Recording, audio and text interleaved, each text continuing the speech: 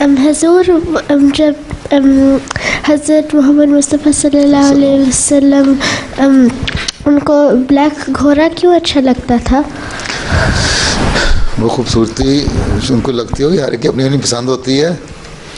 ہاں رسول اللہ کو پسند لگتا ہوگا نا اچھا گھوڑا جس کے سفید نشان ہو، اس خوبصورتی نظر آتی ہے، تبھی انہوں نے کہا اس کی پیشانی پہ برکت ہے. برکت تو ہر گھوڑا جو جنگ کے لیے تیار کیا جائے اس میں برکت حاصل نے فرمایا ہے جہاد کے لیے ہیں جو دشمنوں کے خلاف کھو، لیکن وہ آپ کو زیادہ پسند تھا. ہاں وسلم تو اتنے اچھے سوار تھے ہیں کہ ایک دفعہ مدینہ میں رات کو وقت شور ہوا، لوگوں نے سمجھا کہ کہیں مدینہ پہ حملہ ہو گیا ہے. تو ابھی لوگ باہر نکل رہے تھے نا، تھوڑی دور گئے جا کے دیکھیں کیا ہوا ہے، ارد گرد کوئی دوسری فوج تو نہیں آ گئی.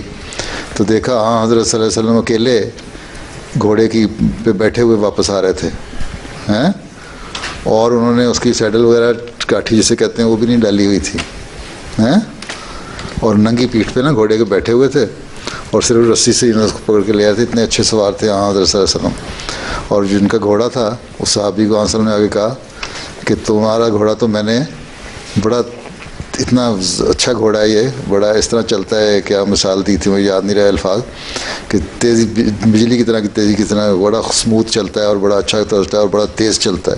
بہت تعریف کی اس گھوڑے کی. تو آنسر بڑے اچھے سوار تھے. حضرت خلیفہ عثمان ثانی کے وہاں بھی گھوڑے ہوتے تھے، ایک سفید تھا ایک سرخ رنگ کا تھا، یہ یاد ہے.